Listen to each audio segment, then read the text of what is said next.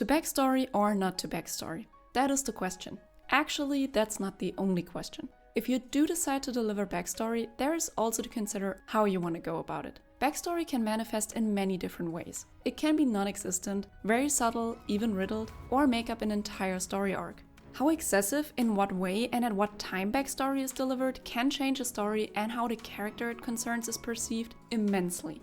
So let's deal with the first question. Does your character need a backstory? Yes, every character needs a backstory. As someone who enjoys creating characters myself, I know from painful experience that if a character doesn't have a past, I can almost guarantee you that they'll feel empty and passive. That doesn't mean the audience has to know all about this character's backstory, but it needs to exist. Whether the author should reveal the backstory depends on the answer to the following questions. First, does the audience need this information to understand the character better than they already do? And secondly, does it add something to the story? Both of these questions can be summed up into one question though. Would the story change if the backstory was not included on a page or screen? If you've answered any or all of these questions with yes, then yes, the backstory should be communicated to the audience. And that brings us to yet another question. What is the best way to deliver backstory? Well, there is no one way to write them all. As established, backstory needs to add something that would fundamentally change the story or character if it was cut out. That's why the way backstory is delivered should depend on what exactly it adds to the character or story. To clarify what I mean, here are a few examples on how it can be done and why it was done that way. For some characters, Arcane only hints at their backstories, like that of Silco and Vander. By doing this, it leaves a lot open to interpretation.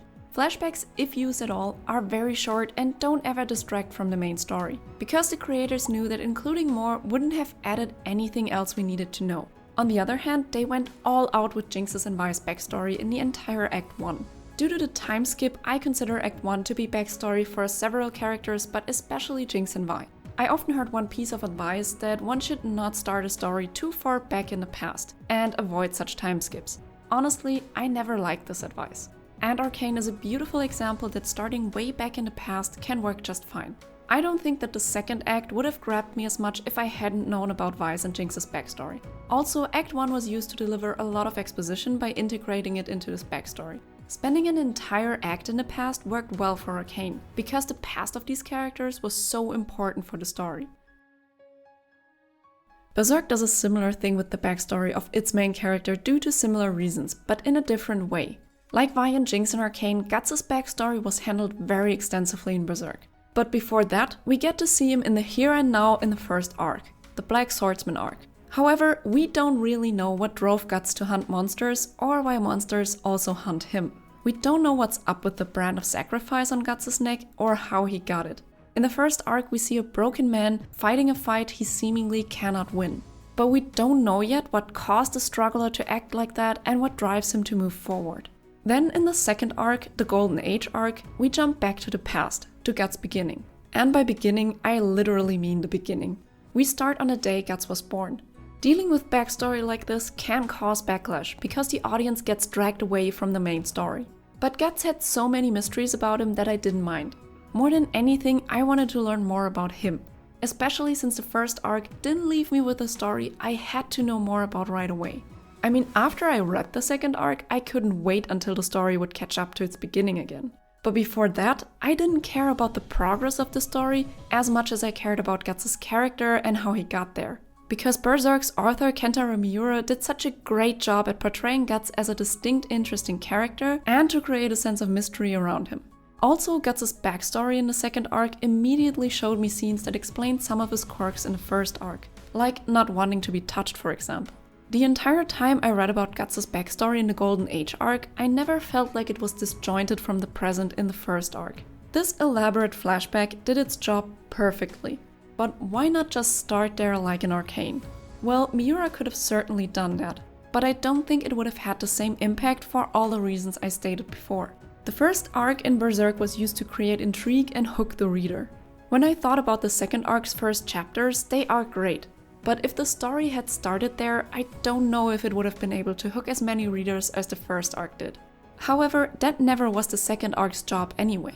No, the second arc's job was to give Berserk the emotional weight it needed to become such an outstanding story.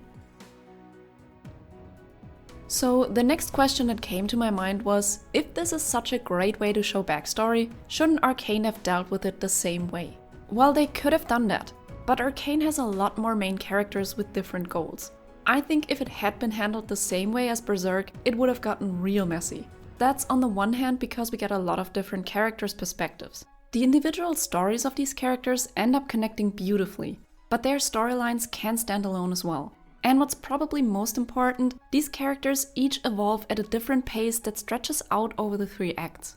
In Berserk, things are connected much closer. Pretty much everything centers around Guts. Also, we only really follow Guts as a main character. We do get deep insights into other characters, but generally Berserk is a lot more focused on Guts' story than Arcane is focused on one singular character. That's why I think dealing with Guts' backstory like that in Berserk worked extremely well, but it wouldn't have been the best choice for Arcane. Okay, so now we talked about 2 examples for which the backstory could not be left out in the main story without changing it fundamentally. But are there even cases when backstory isn't that important? Sure. Take the Joker in Christopher Nolan's The Dark Knight, for example. We don't only not know his backstory in that movie, but get different versions of it. Therefore, we don't just have to wonder which of these versions is true, but also if any of them is true at all. And if none of them is, what is the core connecting these made-up backstories? What truth lies in them, and what does it tell us about the Joker? This way of using his backstory made the Joker more mysterious and chaotic. Also, it contrasts him well with Batman/Bruce Wayne, for whom we get a very detailed backstory in the first movie of Nolan's trilogy. Bruce is clearly driven by the death of his parents. The Joker, on the other hand, doesn't seem to be driven by his past, or at least we don't know what about his past exactly drives him, making him less predictable as a character. So this way of not revealing his backstory actually told us a lot about his character. Therefore, the Joker in The Dark Knight is a great example that you don't always need to deliver their entire backstory in order to show who a character is. So, in the case of the Joker, revealing the backstory in such a minimal and riddled way made the character more interesting. But what if it's not necessary to include any backstory on your character at all? Does that mean your character is too boring? No, not necessarily. In the movies of the Lord of the Rings trilogy, Frodo doesn't get any backstory. But did I miss it? No, not one bit. Frodo fulfilled his role in the story perfectly well without going deeper into his backstory. Therefore, it was not necessary to include it in the movies. The same goes for Sam. During the time in the Shire, we get to know a lot about his character and even more throughout the course of the story. But we don't need to know more about him than we learn through his actions in the present. Therefore, including his past was not necessary either. Still, he is a great character. So no, not including backstory doesn't make your character a lesser one. So the examples I used in this video are good examples for the points I wanted to bring across. But of course there are plenty of other stories out there that use backstory for great effect. But what are your favorite examples on backstory? I'd love to chat about those in the comments. I hope you enjoyed this video. If you did, please give it a like and maybe even subscribe to the channel. And thank you so much for watching this video. Anyway, farewell.